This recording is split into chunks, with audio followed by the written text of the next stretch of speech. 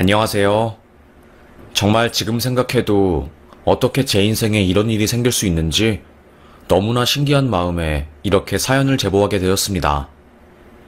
평소에 마트에서 일할 때마다 라디오 틀듯이 그냥 가볍게 틀면서 듣는 사연 채널이었는데 제 사연이 이렇게 나올 거라고는 상상도 못했네요. 저는 마트에서 알바하는 학생이었어요. 대학교 들어가고 나서부터 등록금을 벌기 위해서 항상 알바를 전전하다가 제 밑에 있는 동생들도 챙겨야 할 일이 생기니까 결국에 휴학을 하고 아예 알바만 하는 인생이 되었지요. 저는 3명의 동생과 그리고 아픈 엄마와 할머니 이렇게 6명이서 함께 살았거든요. 할머니는 몸이 아파서 거동을 못 하시고 우리 엄마는 환자였어요. 몸이 안 좋아서 병원에 있을 수밖에 없었지요. 그래서 동생들을 제가 다 돌봐야 했어요. 저보다 많게는 10살 이상 차이 나는 동생들은 경제적 활동을 할 수 없었으니까요. 하지만 고작 20살 초반인 제가 그들을 다 먹여 살리는 것은 쉬운 일이 아니었습니다. 저는 굉장히 긍정적이고 세상을 밝게 긍정적으로 바라보는 남자였어요. 하지만 어깨에 있는 짐이 어마어마하게 무거워질수록 저는 더더욱 부정적인 생각이 들었습니다. 이번 달에 월급 받은 거 120만원에서 30만원은 나 밥값이랑 교통비 하면 끝이고 30만원은 동생들이랑 할머니 식비, 그리고 20만원 할머니랑 엄마 약값에 이번 달에 동생들 급식비랑 체험학습 비용 내면 10만원 적자네. 안 그래도 신문 배달하고 마트 알바까지 하느라 죽을 것 같은데 이걸 어떻게 하면 좋지? 이런 생각이 끊임없이 들었어요. 제 인생에서 근심 걱정을 안 할 수가 없었던 거였지요. 점점 어깨는 무거워졌고 저는 삶이 힘들었습니다. 그래도 주변 사람들이 많이 도와준 덕에 저는 견딜 수 있었지요. 잠깐 교회에 1년 정도 다녔던 엄마의 교회 지인분들이 엄마가 쓰러져서 병원에 있다는 것을 알고 저 혼자서 가장 노릇을 한다는 이야기를 듣고서는 매달 저희 집에 봉사를 와주시거든요.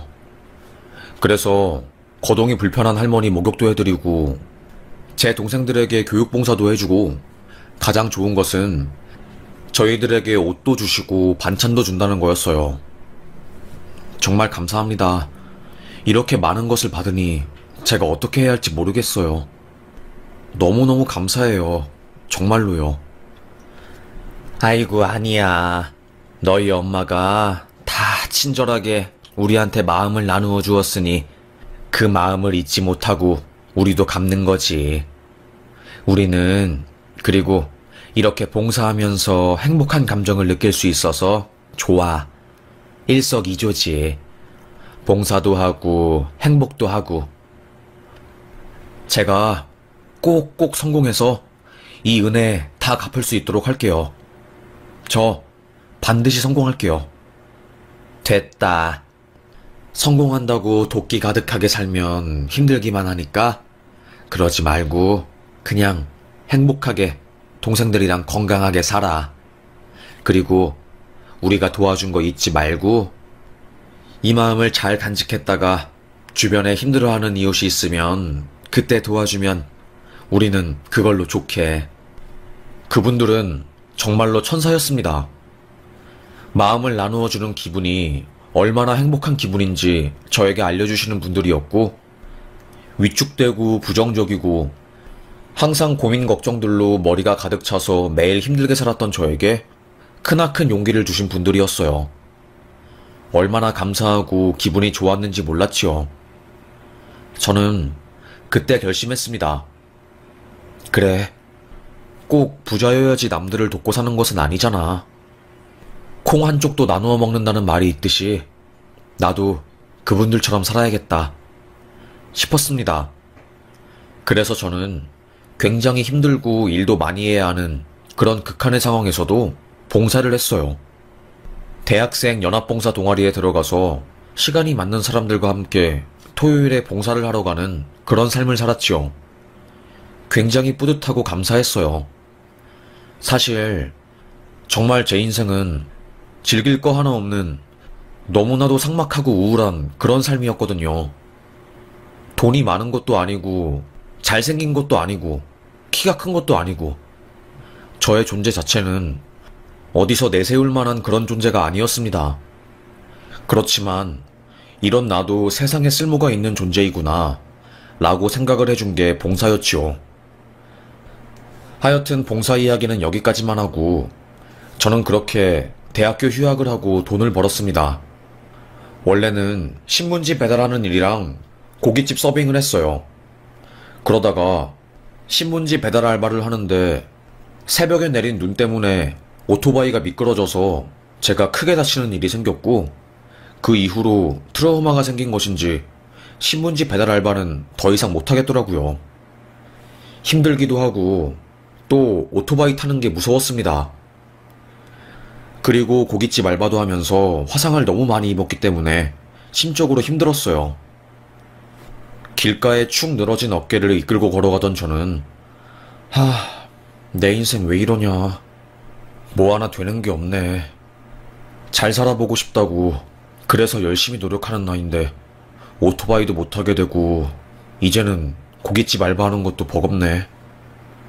그때 저는 제 눈앞에 띈 전단지를 하나 보게 되었어요. 마트 알바생 구합니다. 남자 1명 구함. 저희 동네에 아주 허름한 마트였지요. 그 마트는 땡처리하는 마트였어요. 쉽게 말하면 유통기한이 얼마 안 남은 재료나 물건들을 가져와서 팔거나 환불이나 교환처리 들어와서 다시 손님에게 주기 힘든 그런 것들을 떼와서 파는 곳이었지요. 그래서 가는 사람들만 가는 그런 곳이었어요. 규모는 나름 큰데 칙칙하고 신선한 재료가 없다는 인식 때문인지 가난한 사람들만 많이 모여들었고, 그 때문에 그곳에서는 가난의 분위기가 났습니다. 칙칙하고 어딘가 어두운 신문지 같은 그런 색감이 느껴지는 곳이었어요. 왠지 모르게 동질감도 느껴지는 그곳에서 사람을 구한다니. 저는 바로 그곳으로 들어갔습니다. 사장님이세요? 저 여기 앞에 문에 붙어있는 전단지 보고 들어왔는데요. 아직도 알바생 구하시나요? 사장님은 제가 그런 말을 한 순간 저를 위아래로 쳐다보더니 알바하고 싶어서 온 거유? 네, 저 여기서 꼭 알바하고 싶습니다. 저 힘도 세고요. 믿을 거라고는 이 건장한 몸뚱아리입니다. 저 고용해 주시면 제가 정말로 최선을 다해서 일하겠습니다. 그럼 저기 초당 옥수수 박스 좀 옮겨봐. 그리고 저거 다 끝나면 늙은 오이 진열하고, 그거 다 끝나면 냉동 꽃게 빼서 작은 창고 냉동실에 넣어. 그 사장님은 저에게 질문하는 것도 없이 바로 일을 시키셨어요. 저는 그래도 면접이라도 보고 좀 있다가 일을 시작할 줄 알았는데 사장님이 좀 특이한 성격 같았습니다. 되게 호탕하시면서 얼굴에는 근심 걱정 없어 보이고 되게 특이했어요. 손님들이 들어가는 입구에 파라솔을 피고 하와이 문양이 그려져 있는 티셔츠와 파인애플이 여러 개 박혀있는 바지를 입고 계셨죠. 그리고는 선글라스를 끼고 선베드에 누워서 있었어요. 손님들이 사장님, 저거 가격이 어떻게 되어요? 나도 몰라. 그냥 가지고 가고 싶은 만큼 가져가고 낼 수 있는 만큼 저기 앞에 있는 저금통에 넣고 가요. 나한테 물어보지 마. 아니 사장님, 어떻게 그렇게 태평하게 장사를 하려고 그래요? 적지 않나요? 뭐 돈 벌려고 장사하나? 그냥 적적하고 그러니까 장사하는 거지. 새삼스럽게 그런 걸 궁금해하고 있어. 사장님은 세속적인 분이 아니었어요. 낭만이 가득했고 적어도 이 시대에 쉽게 볼 수 있는 그런 분은 아니었지요. 하여튼 그렇게 저는 그 이상한 마트에서 일을 하게 되었어요. 마트가 넓은데 직원은 저 혼자라서 제가 해야 할 것은 많았지만 이상하게 힘들지가 않더라고요. 다른 곳과는 다르게 이곳은 손님들이 알아서 척척 다 하는 분위기였고 저는 그게 적응이 안 되었지요. 나중에는 제가 해드리겠다고 해도 손님들이 자기네들이 포장하고 가지고 간다고 저는 좀 쉬라고 할 정도였지요. 저야 고마웠어요. 저는 속으로 참 이상한 곳이지만 정은 많네. 정말 신기하게 가족한테서나 느껴볼 수 있는 정이 느껴지는 곳이야, 이곳은. 그래서 저는 마트로 출근하는 길이 룰루랄라 즐거웠습니다. 콧노래를 부르면서 출근했고, 사장님도 항상 즐겁게 인생을 살라고 그런 태도 좋다고 저를 좋아해 주었죠. 밥도 얼마나 든든하게 챙겨주시는지 항상 사장님은 점심이나 저녁 때만 되면 아예 마트 문을 쾅 닫아버리고 거기 있는 식자재들로 즉석으로 음식을 만들어 주셨어요. 나중에 들어보니까 내가 예전에 중국집을 엄청 유명하게 크게 했었거든. 국무총리한테도 음식을 해주고 그랬어. 그런데 내가 사고로 손가락을 다치고 난 이후로 웍을 못 잡으니까 우울증에 걸렸다가 어쩌다 보니 마트를 인수하게 되고 이렇게 살게 된 거야. 참, 내가 별 쓸데없는 말을 다 하네. 그러니까 사장님 음식 솜씨는 의심하지 말고 그냥 믿고 먹어보라고. 그런데 정말로 사장님 음식 솜씨 대박이었습니다. 엄청 맛있었어요. 짬뽕 국물은 시원하고 진하고 짜장면은 고기가 얼마나 많이 들어있는지 소스 한 방울 남기기 아까워서 싹싹 긁어먹는 그런 상황이었지요. 그래서 저는 그곳 마트에서 일하는 게 꽤나 즐거웠습니다. 그렇게 가족처럼 그곳에서 일하고 있었어요. 사장님은 여전히 태평하게 가게 앞에서 선탠을 즐기고 계시거나 저에게 가게를 맡기고 한강 낚시를 하러 가시고는 했지요. 그런데 며칠 전부터 못 보던 얼굴의 여자가 가게를 오더라고요. 저희 가게는 규모는 크지만 오는 사람은 한정되어 있었기 때문에 전 적어도 저희 가게 손님들 얼굴 정도는 어느 정도 다 외우는 편이었고요. 그런데 모르는 여자가 가게를 몇 번씩 오니까 자꾸 눈길이 갔습니다. 일하다가 말고 자꾸 그 여자가 있는 쪽을 쳐다보고 그랬어요. 그렇게 행동을 예의주시하다가 저는 발견했습니다. 그 여자가 물건을 훔쳐서 나간다는 것을요. 처음에는 마트 구경만 하고 뭐 하나도 안 사고 그냥 나가더라고요. 저는 기분이 이상했지요. 이게 아닐 텐데 뭔가 좀 이상하다 싶었습니다. 그러다가 그 여자가 애호박이나 혹은 햇빵 같은 거를 하나씩 주머니에 몰래 넣더라고요. 저희 가게 식자재가 비싼 편이 전혀 아니에요. 애호박 같은 경우는 한 개에 300원에 판 적도 많고요. 저는 아니 젊은 사람이 양심 있게 돈 내고 사지 왜 훔쳐가는 거야? 고작 그 푼 돈 몇 푼에 양심을 팔고 싶나? 특이한 여자네 진짜. 저는 혀를 끌끌 찼습니다. 그리고는 그렇게 훔치다가 말겠지 하는 심정으로 가만히 지켜보았어요. 아주 손버릇이 나쁜 여자이구나 이렇게만 생각을 했거든요. 그런데 우연히 제가 마트로 출근하다가 그 여자가 길 가다가 통화하는 소리를 엿들었어요. 갚으면 되잖아요. 좀 기다려달라니까요. 그 사람 괴롭히지 말고 차라리 나를 괴롭혀요. 그리고 치사하게 내 딸 가지고 난리치지 말고. 지금은 나도 힘드니까 조금만 더 기다려주면 다 갚는다고요. 이자까지 합쳐서. 엿들어서 내용을 파악해보니 그 여자는 반지하방, 거의 창고 같은 집에서 딸아이를 혼자 키우는 여자였고 빚이 좀 많은 것 같았어요. 그래서 빚쟁이들한테 시간을 좀 달라고 소리친 거였고요. 마음이 좀 착잡했습니다. 저도 가난했고 빚쟁이들한테 쫓기는 기분을 아니까. 그리고 자식들은 없지만 어린 동생들을 책임져야 하는 입장이었기에 그녀의 상황이 이해가 되었습니다. 하지만 그래도 물건을 훔치는 것은 정말 아니었어요. 사장님한테 그녀가 물건을 훔치는 것을 알려줘야 하는데 그것도 곤욕스럽더라고요. 그리고 제가 곤욕스럽다고 그냥 아무렇지 않은 척하고 모른 척 넘어가는 것도 사장님을 속이는 짓이니까 못할 짓이었지요. 그러다가 그녀가 패딩 안에 분유까지 훔쳐서 가는 모습을 보니 도저히 안 되겠더라고요.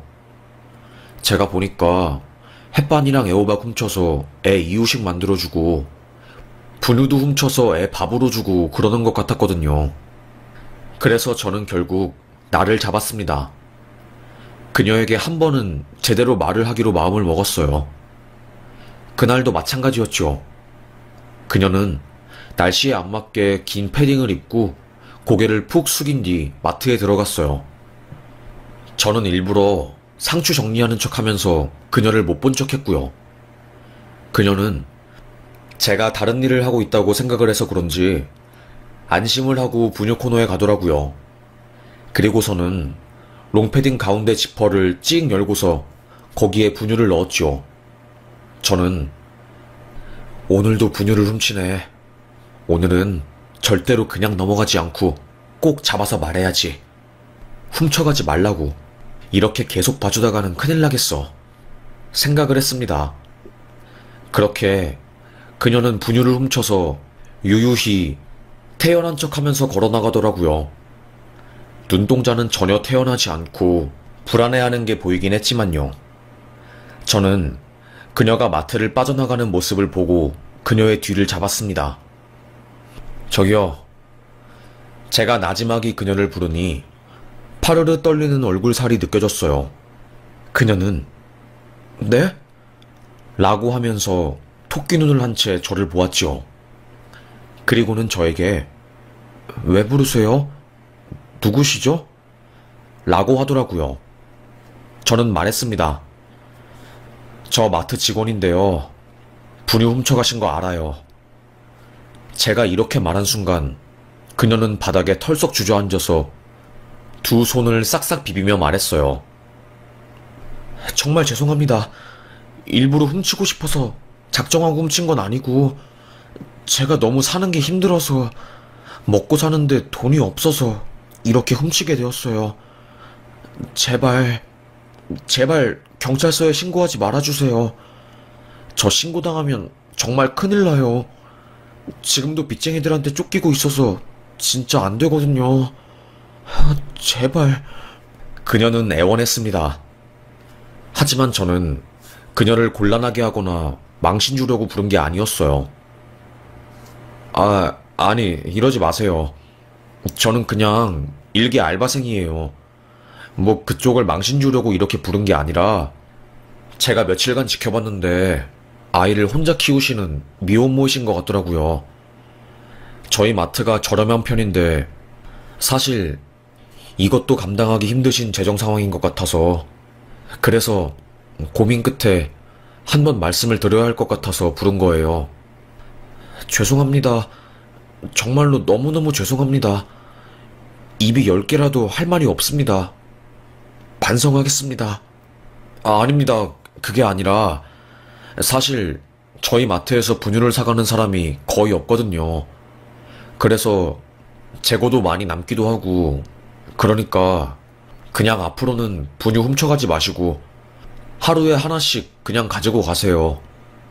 제가 알바생이라서 그 이상으로 해드릴 수 있는 건 없고 저도 부모님 아프셔서 어린 동생들을 혼자서 키우고 그래봤기 때문에 얼마나 아이를 책임지는 게 힘든 일인지 잘 알아요. 그래서 공감이 너무나도 잘 되기 때문에 제안을 드린 거예요. 저도 동생들 혼자 키운 게 아니거든요. 사실 주변 이웃분들이 품앗이를 많이 해주고 정말로 도움을 많이 줬기 때문에 제가 그 덕분에 그래도 사는 데 있어서 숨통이 트이게 되었고요. 그분들이 저에게 나중에 저랑 비슷한 사람 만나면 꼭 도와주라고 하신 말씀이 있어서 제가 그 말을 지키고 싶어서 이렇게 제안한 거예요. 그러니까 부담 가지지 마시고 그냥 하루에 분유 하나씩 가져가세요. 저희 마트 옆에 작은 카트가 있거든요. 거기에 분유 하나씩 넣어둘게요. 그녀는 저의 말을 듣고 정말 어린아이처럼 펑펑 울었어요. 너무나도 서럽게 울었기에 너무 저는 걱정이 되었지요. 괜찮으세요? 울리려고 한 건 아닌데 죄송해요. 누가 저에게 이렇게 따뜻한 손길을 내밀어 준 것은 처음이에요. 항상 저는 사람들한테 욕먹거나 아니면 핍박받거나 사람들 사이에서 어울리지 못하고 힘들게 살아왔는데 저에게 이렇게 도움을 주어서 정말 감사합니다. 그리고 꼭 보답하겠습니다. 반드시 이 은혜 잊지 않고 꼭 기억했다가 보답할게요. 아니에요. 그러지 마세요. 그러면 마음만 무겁고 그러니까 나중에 형편이 나아졌을 때 도움이 필요한 사람이 생기면 그분 도와주세요. 저를 도와주신 분들도 저에게 그랬거든요.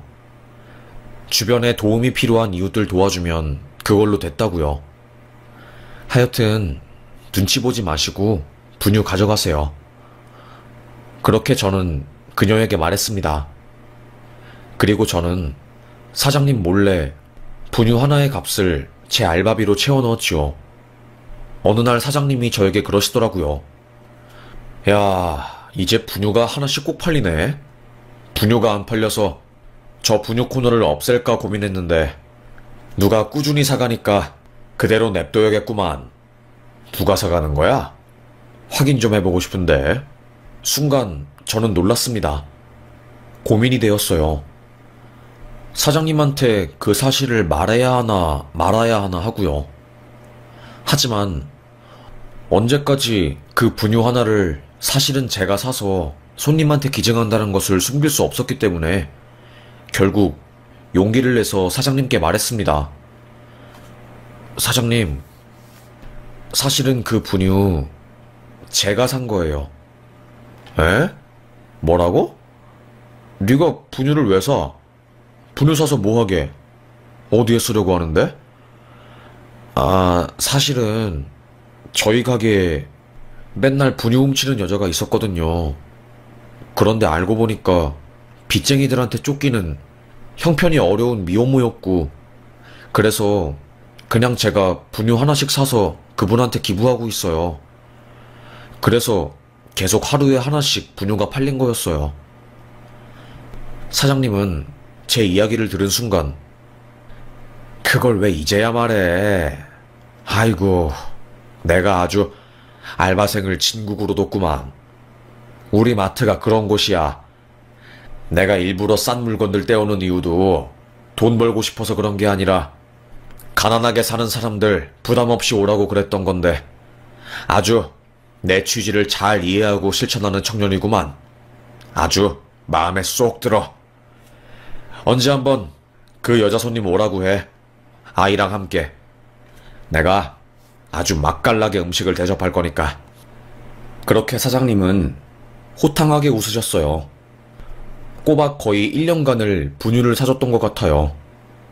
그리고 어느 순간부터 카트 속의 분유는 사라지지 않았고 그녀도 더 이상 그 동네에 나타나지 않았어요.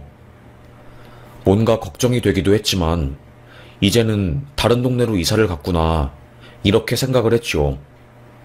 그렇게 저는 그 사건 이후로도 마트 봉사를 했어요. 그런데 그렇게 열심히 일하고 나를 위해서 돈을 한 푼 쓰지 않는데도 불구하고 형편은 나아지지가 않더라고요.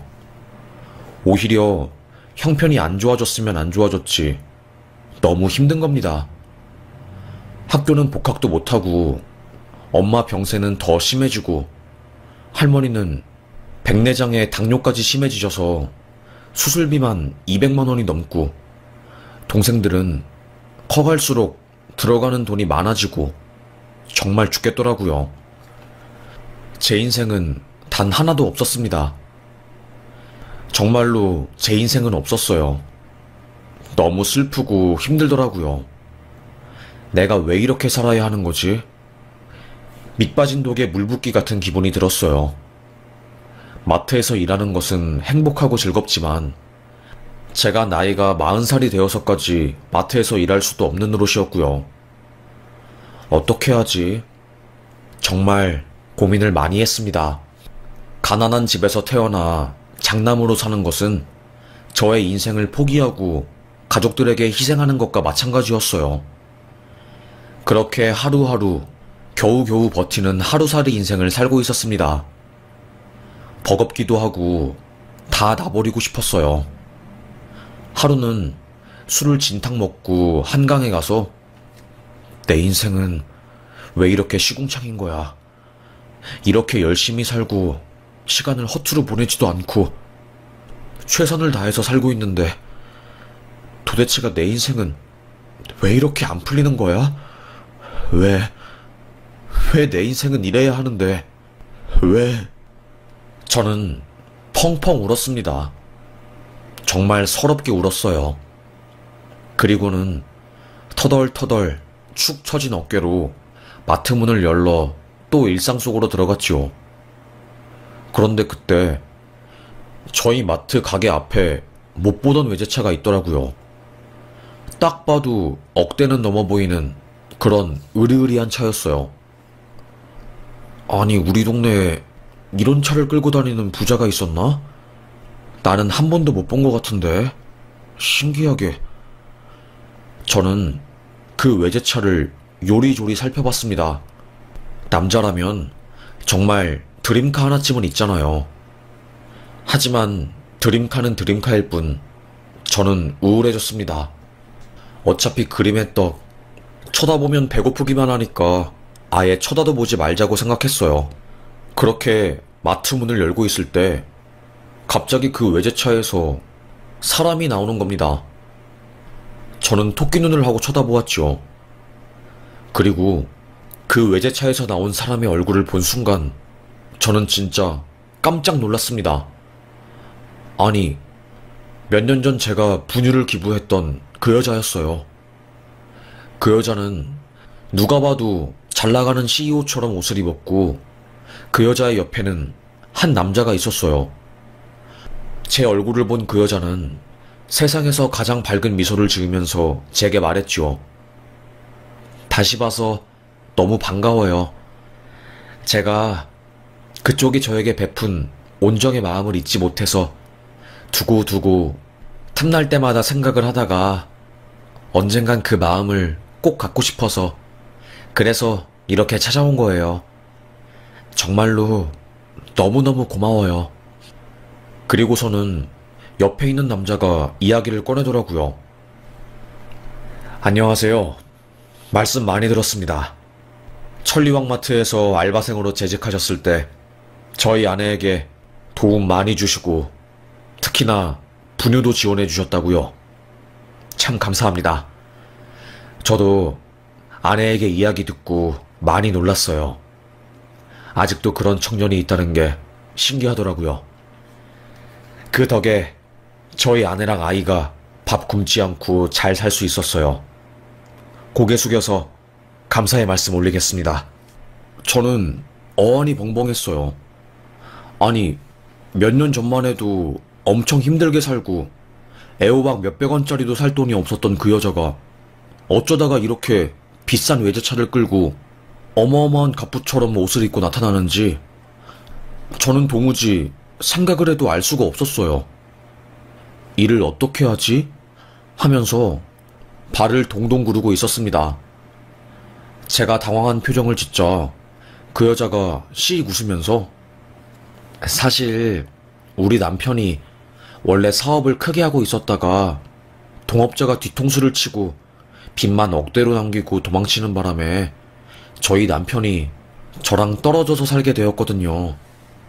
그래서 법적인 문제 때문에 혼인도 못하고 저 혼자 아이 키우고 빚쟁이들한테 쫓기느라 돈도 정말 한 푼 없어서 아이 밥도 못 주던 때에 저에게 도움의 손길을 주신 거였어요. 그래서 제가 1년 동안 저에게 주신 분유 덕분에 아이 잘 키울 수 있었고요. 다행히 1년 후에 남편이 다시 혼자서 고군분투해서 투자처를 만들어냈고 그 돈으로 빚 다 갚고 다시 회사를 일으켜 세운 거예요. 그래서 이렇게 지금 찾아왔네요. 잘 살고 있었어요? 그때 저에게 준 그 따뜻한 마음 고마워요. 그 마음 덕분에 제가 아직도 살아있어요. 그녀는 저에게 명함을 내밀었고 명함을 본 순간 저는 너무 놀랐어요. 이번에 한참 핫한 스타트업의 이름이 적혀 있었기 때문이었어요. 대학생 인턴 지원하는 사람들이라면 누구나 들어본 그 스타트업 이름, 그리고 그 명함 속 대표와 부대표의 이름. 정말 깜짝 놀랐습니다. 그때 마트에 들어온 사장님이 저를 보고 무슨 일이야? 하고 외쳤고, 저희의 상황을 본 사장님은 단박에 알았어요. 아이고, 우리 직원이 몇 년 전에 분유 기증한 그분들이구나.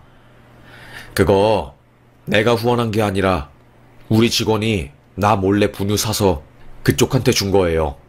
모르셨죠? 그동안 제가 후원해 준 줄 알았죠?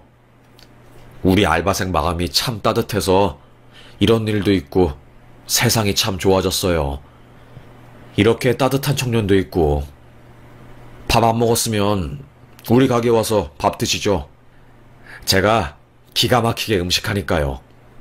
그 여자와 남편, 그리고 저와 사장님은 마트에 들어가서 음식을 먹었어요. 중국집 요리사였던 사장님은 정말 빠르게 짬뽕과 탕수육을 만들어 주셨죠. 그리고서는 저희는 밥을 함께 먹으면서 정말 많은 수다와 이야기를 나누었어요. 그 여자는 저에게 말했죠. 저희 남편이 이렇게 착하고 성실한 청년은 꼭 채용해야 한다고. 그래서 저희가 여기에 구직 제안하러 온 거예요. 제가 사실 좀 알아봤는데 어머님이랑 할머니, 그리고 동생들까지 혼자서 다 책임지는 상황이라고 들었거든요. 괜찮아요? 많이 힘들죠. 저희 회사에서 사회적 환원 같은 프로젝트도 하고 싶어서 도와드리고 싶고, 또 대학생 인턴 채용 프로그램에도 우선적으로 선발하고 싶어서요. 꼭 했으면 좋겠어요. 정말 좋은 기회라고 생각하거든요. 그리고 이렇게 보답하고 싶어요. 제가 받은 게 너무 많아서 그 마음을 다 갚으려면 시간이 좀 걸리겠지만요. 저는 인턴 제의를 받고 펑펑 울었어요. 사장님도 토끼 눈을 하면서 요즘 취업하고 그러기 진짜 힘들어서 인턴 따는 것도 하늘의 별 따기라고 하던데 정말 너무너무 좋은 기회 아니냐고, 절대로 놓치지 말고 꼭 잡으라고 말해줬죠. 저도 마찬가지라고 생각했습니다. 언젠간 복학을 해야 하는데 그동안 휴학하고 공백기 시간 동안 뭘 했다고 해야 하나 싶었는데 정말 취업 걱정 하나도 안 들게 그분들께서 회사에서 저를 채용해 주시겠다고 하니까 정말 뛸 듯이 기쁘더라고요. 눈물이 막 났습니다. 정말 감사합니다. 저에게는 너무나도 좋은 기회예요.